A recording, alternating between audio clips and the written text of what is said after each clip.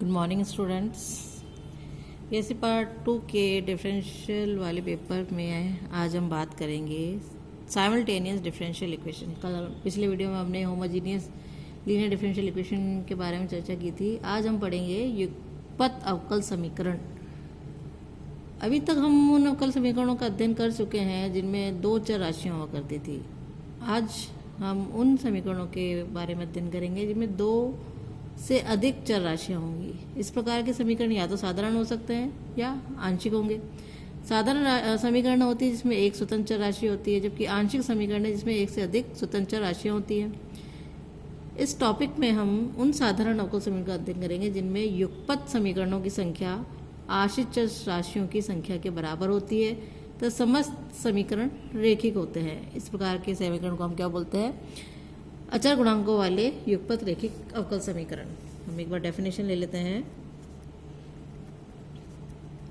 कि ऐसी समीकरण जिनमें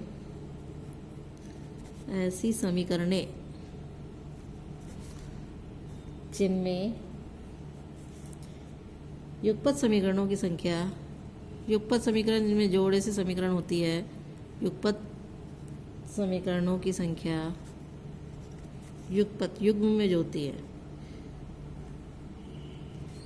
आश्रित चर राशियों की संख्या के बराबर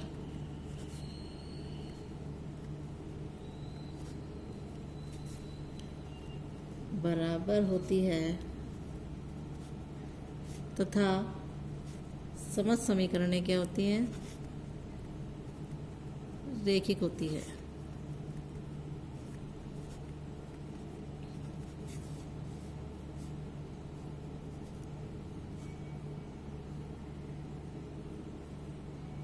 इन प्रकार के समीकरण हमारे क्या कहलाते हैं? अचर गुणांकों वाले युगपत रेखिक समीकरण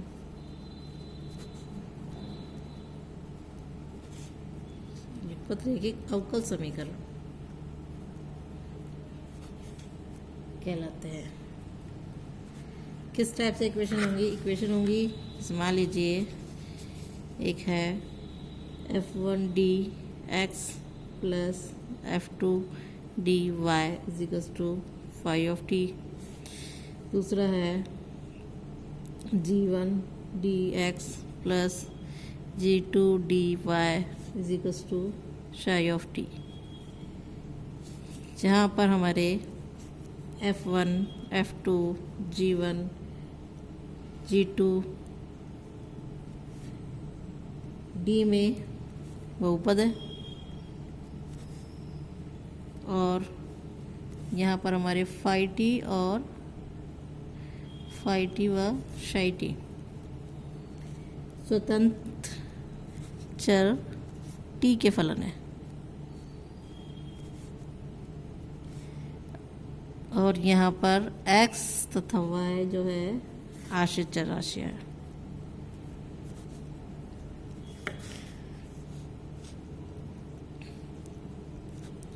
तो इस प्रकार की समीकरण हमारी क्या कहलाती है? युगपत अवकल समीकरण कहलाती है। और युगपत अवकल समीकरणों को हल करने की दो विधियाँ हैं। पहले में हम क्या करते हैं? प्रतीकात्मक विधि, जिसके अंदर हम एक समीकरण से एक चर की वैल्यू निकाल करके दूसरे समीकरण में प्रतिस्थापित करते हैं या विलोपन करके हम सॉल्व करते हैं, वो विधि होती है। दूसरी हमारी अवकलन विधि। यदि दो युगपत अवकल समीकरण x y dx by dt या dy बाई dt में विद्यमान हो तो हम इसका क्या करते हैं? t के सापेक्ष अवकलन करके दो और समीकरण प्राप्त करते हैं जिनमें x, y तथा द्वितीय कोटि के अवकलज विद्यमान होते हैं। फिर इन चार समीकरणों को y तथा इनके अवकलज का विलोपन करके x तथा इसके अवकलजों में एक समीकरण प्राप्त करते हैं और इस नए समीकरण को हल करके हम x या y का मान प्राप्त करते हैं। तो इस टाइप से दो विधियां हैं। कुछ सवाल ले लेते हैं हम, जिससे हमें और क्लियर हो जाएगा। क्वेश्चन है हमारे पास, हल कीजिए। पहली समीकरण है हमारी dx by dt minus 7x plus y बराबर 0। दूसरी है dy by dt is equals to dy by dt minus of 2x minus 5y बराबर 0। सॉल्व करने के लिए इसे हम डी रूप में लिखेंगे। सबसे पहले हमारी समीकरण हो जाएगी D minus 7x plus y बराबर 0। एक समीकरण एक नाम दे दिया। दूसरी हो जाएगी minus 2x plus D minus 5y बराबर 0। दो समीकरण हो गई। सबसे पहले हम समीकरण एक को यदि हम डी माइनस 5 से मल्टीप्लाई कर दें तो हमारे पास आ जाएगा समीकरण एक को डी माइनस 5 से गुणा करने पर हमारे पास आ जाएगा D minus 5 D minus 7x plus D minus 5y बराबर 0।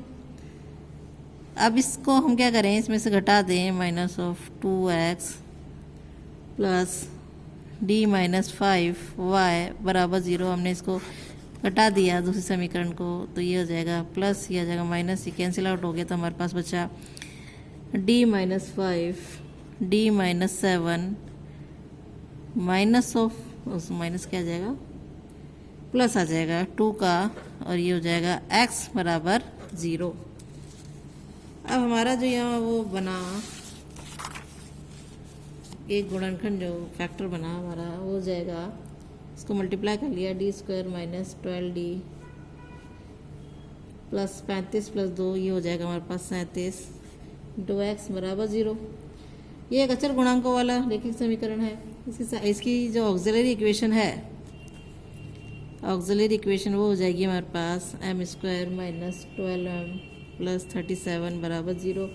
और इसीलिए हम m की जो वैल्यू निकालेंगे वो निकलेगी हमारे पास minus b plus minus b square minus 4ac यानी हो जाएगा 148 अपॉन 2a यानी 2। इसको हमने सॉल्व किया तो हमारे पास हो जाएगा 6 प्लस माइनस आयोटा, m की जो वैल्यूज़ हो गई। तो इसका जो CF हो जाएगा उससे हमारे पास x निकलेगा, x हो जाएगा e की power 6t into C1 cos of t plus C2 sine of t। इसे हम समीकरण 3 नाम दे देते हैं। ऑलराइट, अब हम या तो y का मान या तो दिए हुए समीकरणों में से एक में प्रतिस्थापित करके x का मान प्रतिस्थापित कर लेंगे, या दोनों समीकरणों से x का विलोप किया जा सकता है और फिर हम y का मान हल कर लेंगे। तो उससे पहले हम ले लेते हैं, दो टाइप से इसको हम हल कर सकते हैं। पहली विधि में हम ले लेते हैं कि जैसे समीकरण 3 है, इसका हम यदि t के सापेक्ष अवकलन कर दें, क्योंकि पहली समीकरण जो है हमारी dx बाय dt है, तो अवकलन करने पर हमारे पास आ जाएगा dx बाय dt। इसे हम d ऑफ x भी लिख सकते हैं। तो ये हो जाएगा 6 e की power 6t into C1 cos t plus C2 sin t plus e की पावर 6t, और ये इसका हो जाएगा C1 minus of C1 sin t plus C2 cos of t। इसे समीकरण हम 4 नाम दे देते हैं। अब समीकरण 3 और 4 से x तथा dx dt का मान हम समीकरण 1 में रख देते हैं। समीकरण 3 व समीकरण 4 से मान समीकरण 1 में रखने पर हमने मान रखा तो हमारे पास आ जाएगा, हमारा था dx बाय dt, इसकी जगह हम लिख दें ये वैल्यू रख दें हम, तो ये हो जाएगी dx बाई dt यानी 6 e की power 6t C1 cos t plus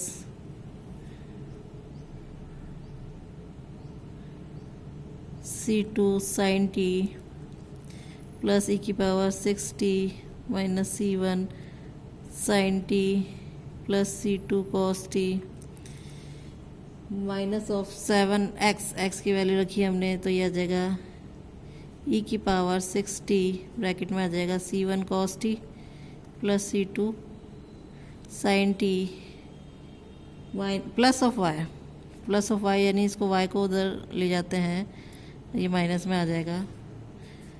अब y इजिकल्स टू निकाल लेते हैं, y इजिकल्स टू आ जाएगा 7x, y इजिकल्स टू हमारे पास होता है 7x minus D of x होगा, और इसको हमने सॉल्व करके हम निकाल लेते हैं तो हमारे पास आ जाएगा y इजिकल्स टू e की पावर 6t, सिंप्लीफाई कर लिया, ये हो जाएगा C1 minus C2 cos of T, और इसमें से भी सिंप्लीफाई होकर के आ जाएगा हमारे पास C1 plus C2 sin T. तो ये हमारे पास y की वैल्यू आ गई। ऑलराइट, तो हमें इस प्रकार x और y की वैल्यूज फाइंड हो जाएगी। एक क्वेश्चन और ले लेते हैं हम, तो इस प्रकार हम इसे हल कर सकते हैं। क्वेश्चन है हमारे पास, हल कीजिए। पहली समीकरण है dx upon dt plus 2x minus 3y बराबर t। दूसरी है dy by dt minus 3x plus 2y equals to e की पावर 2t। सॉल्व करने के लिए इसे हम डी रूप में लिख लें तो ये हो जाएगा d plus 2x minus 3y equals to t। ये हो जाएगा minus of 3x plus d plus 2 into y equals to e की पावर 2t। इसे समीकरण 1 नाम दे देते हैं, इसे 2 दे देते हैं। समीकरण 1 को d प्लस 2 से गुणा करते हैं पर, समीकरण 1 को d प्लस 2 से गुणा करने पर हमारे पास समीकरण आ जाएगी d प्लस 2 का whole square minus 9 into x बराबर d plus 2 into t plus 3 e की पावर 2t। हमने समीकरण 1 को तो d प्लस 2 से मल्टीप्लाई किया और समीकरण 2 को d 3 से मल्टीप्लाई किया, तो हमारे पास सॉल्व होकर ये इक्वेशन आ जाएगी। या हम इसे लिखे हैं, इसका सिंप्लीफाई करते हैं, D square plus 4d minus 5 into x बराबर हो जाएगा 1, इसको डिफरेंशिएट कर लिया 1 प्लस 2t प्लस 3 ई की पावर 2t। अब ये हमारा एक अचर गुणांक वाला रैखिक समीकरण बन गया। इसकी ऑक्सिलरी इक्वेशन है वो हो जाएगी हमारे पास m square minus plus 4m minus 5 बराबर 0, और m की जो वैल्यूज़ हमने निकालेंगे इसके फैक्टर बन जाएंगे -1 और m प्लस 5 बराबर 0। तो m की जो वैल्यूज़ हो जाएगी वो 1 और -5 हो जाएगी। तो हमारा जो CF है वो हो जाएगा, क्योंकि हमारा ये अचर गुणांक वाला रैखिक समीकरण है इसलिए हमारा CF जो है वो हो जाएगा C1 ई की पावर t प्लस C2 ई की पावर -5 ऑफ t। अब हमें PI निकालना है। इसे समीकरण हम 3 नाम दे देते हैं CF को। PI निकालना है तो PI हमारे पास हो जाएगा 1 upon D square plus 4d minus 5, और यहाँ आ जाएगा 1 प्लस 2t प्लस 3 ई की पावर 2t।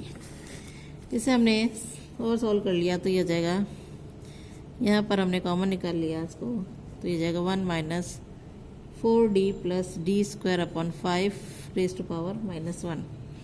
ये जाएगा 1 प्लस 2t के साथ, क्या है, और दूसरा हो जाएगा 1 upon T square plus 4d minus 5, और इसको लिख लेंगे 3 इंटू ई की पावर 2t।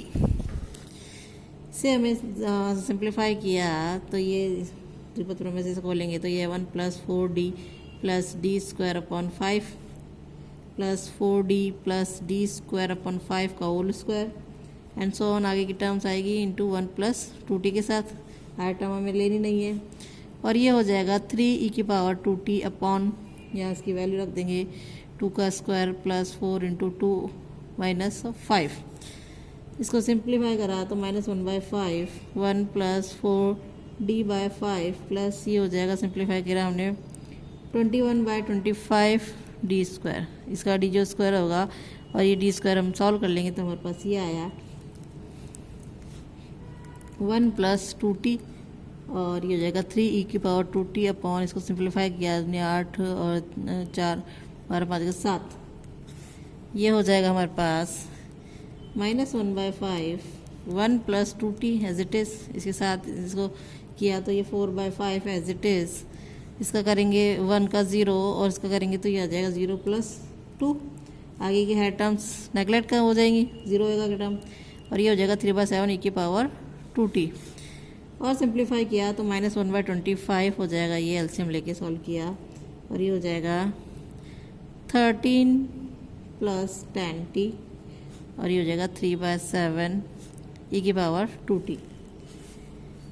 ये हमारा पी आई हुआ, इसे हम समीकरण 4 नाम दे देते हैं। तो हमारा एक्स की जो वैल्यू है वो आ जाएगी C1 ई की पावर टी प्लस C2 ई की पावर -5t -1 या इसे लिखें प्लस 3/7 ई की पावर 2t और -2/5t, लास्ट में कांस्टेंट आ जाएगा -13/25। ये हमारे पास निकली x की वैल्यू। इसका हमने डिफ्रेंशिएट कर दिया t के रेस्पेक्ट में, यानी dx/dt हमारे पास आ जाएगा C1 ई की पावर t प्लस -5C2 ई की पावर -5t हो जाएगा। ये हो जाएगा 6/7 ई की पावर 2t -2/5। ये हमारे पास dx/dt निकल के आया।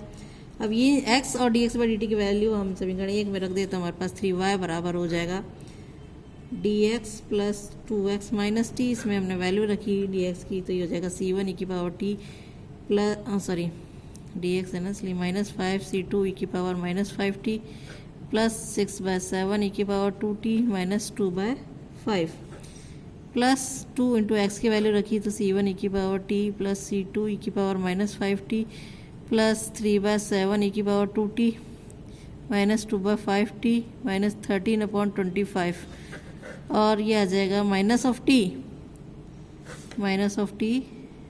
As it is. अब इसको सिंप्लीफाई किया तो हमारे पास y की जो वैल्यू है 3 हम डिवाइड कर देंगे यहाँ पर, और इसको सिंप्लीफाई करेंगे तो हमारे पास आएगी C1 ई की पावर t माइनस C2 ई की पावर -5t प्लस 4/7 ई की पावर 2t -3/5t -12/25। ये हमारे पास y की वैल्यू इस प्रकार से आ जाएगी। तो इस प्रकार हमें ये समीकरण कैसे हल करने हैं वो हमने देखा। हम एक क्वेश्चन और ले लेते हैं, थोड़ा डिफरेंट क्वेश्चन है। क्वेश्चन है हमारे पास, हल कीजिए dx/dt plus 2dy/dt minus of 2s plus 2y बराबर 3 इंटू ई की पावर t। दूसरी समीकरण है 3dx/dt plus dy/dt plus 2x plus y बराबर 4 ई की पावर 2t। सॉल्व करने के लिए हम ले लेते हैं d रूप में इसको, तो हमारे पास आ जाएगा d minus 2 into x plus 2 into d plus 1 into y is equals to 3 e की पावर t। समीकरण 1 नाम दे देते हैं और ये हो जाएगा हमारे पास 3d plus 2x plus d plus 1 y is equals to 4 e की पावर 2t। समीकरण 2। x ज्ञात करने के लिए हम क्या करेंगे, समीकरण 2 को 2 से गुणा कर देंगे और इसमें घटा देंगे। समीकरण 2 को 2 से गुणा कर समीकरण 1 में से घटाने पर हमारे पास आ जाएगा 5d plus 6 into x is to 8 e की पावर 2t माइनस 3 ई की पावर t। ये हमने डायरेक्ट ले लिया है। सॉल्व करेंगे तो हमारे पास ये समीकरण आएगी। अब इसकी ऑक्सिलरी इक्वेशन है वो हो जाएगी हमारे पास 5m प्लस 6 बराबर 0, यानी m की जो वैल्यू है वो हो जाएगी -6/5। तो हमारे पास CF जो है वो हो जाएगा C1 ई की पावर -6/5t। इसे हम समीकरण 4 नाम दे देते हैं। अब हमें PI फाइंड करना है। PI फाइंड करने के लिए हमारे पास हो जाएगा ये 1/5d प्लस 6 इंटू ई की पावर इंटू 8 ई की पावर 2t माइनस 3 ई की पावर t। इसको सॉल्व किया तो ये आ जाएगा 1/2 ई की पावर 2t माइनस 3/11 ई की पावर t। ये हमारे पास PI आया। तो हमारे पास x जो है वो हो जाएगा C1 ई की पावर -6/5t प्लस 1/2 ई की पावर 2t माइनस 3/11 ई की पावर t। इसे हम समीकरण 6 नाम दे देते हैं। अब हम क्या करेंगे, dx/dt निकालेंगे जो कि बराबर होगा d ऑफ x के। तो वो सिंप्लीफाई होकर के हमारे पास आ जाएगा -6/5 C1 ई की पावर -6/5t प्लस ई की पावर 2t, 2 से 2 कैंसिल आउट हो जाएगा, -3/11 ई की पावर t का ई की पावर t। अब इस समीकरण का प्रयोग, समीकरण इसे 7 नाम दे देते हैं। समीकरण 6 व 7 का प्रयोग समीकरण 1 में करने पर हमारे पास आ जाएगा, हमने सिंप्लीफाई किया तो हमारे पास आ गया ये -6/5 c1 ई की पावर -6/5t प्लस ई की पावर 2t -3/11 ई की power t -2 of c1 e की पावर -6/5t प्लस 1/2 ई की पावर 2t -3/11 ई की power t plus 2 of d plus 1y equals to 3 into e की पावर t। ये हमारे पास और क्या है, और हमने इसको और सिंप्लीफाई किया तो ये आ जाएगा हमारे पास 2 into d plus 1 y equals to 16/5 c1 e की पावर -6/5t प्लस 30/11 ई की पावर t। इसको हम आगे और सिंप्लीफाई करेंगे तब हमारे पास आ जाएगा d प्लस 1, 2 को हमने डिवाइड कर दिया, y equals to 8/5 c1 e की पावर -6/5t प्लस 15/11 ई की पावर t। इसे हम समीकरण 8 नाम दे देते हैं। अब ये हमारे पास समीकरण आई, लेकिन ये y इजिकल्स टू ना होगा d प्लस 1 इंटू वाई रूप में आई है। अब हम इस क्या करेंगे, इसकी भी हम ऑक्सिलरी इक्वेशन निकालेंगे। ऑक्सिलरी इक्वेशन हो जाएगी m प्लस 1 बराबर 0, इससे हो जाएगा m इजिकल्स टू हमारे पास -1 आ जाएगा। CF हमारे पास हो जाएगा इसका C1 आ गया हमारे पास, C2 हम ले लेते हैं ई की पावर -t। समीकरण 9 हम नाम दे देते हैं। और आगे हम इसका PI निकालेंगे तो PI हमारे पास हो जाएगा 1/d प्लस 1 15/11 ई की power t plus 8/5 C1 e की पावर -6/5 इंटू t। सिंप्लीफाई किया तो ये आ जाएगा 1/2 इंटू 15/11 ई की पावर t प्लस 8/5 C2, ये -5 ऊपर आ जाएगा और -5/6 ई की पावर -6/5t हो जाएगा, -5/6 से हमने सिंप्लीफाई किया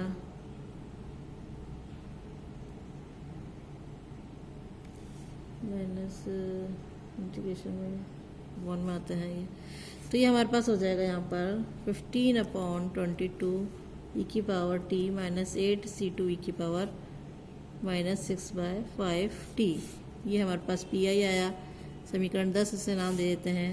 और CF प्लस PI हमने निकाला y निकालने के लिए, तो y बराबर हमारे पास आ जाएगा C2 ई की पावर -t प्लस 15/22 ई की पावर t -8 C2 ई की पावर -6/5 t हमारे पास y निकल के आ गया। तो इस प्रकार हमें x और y कैसे निकालने हैं युगपत समीकरणों से, युगपत अवकल समीकरणों से, तो हमने देखा। Thank you.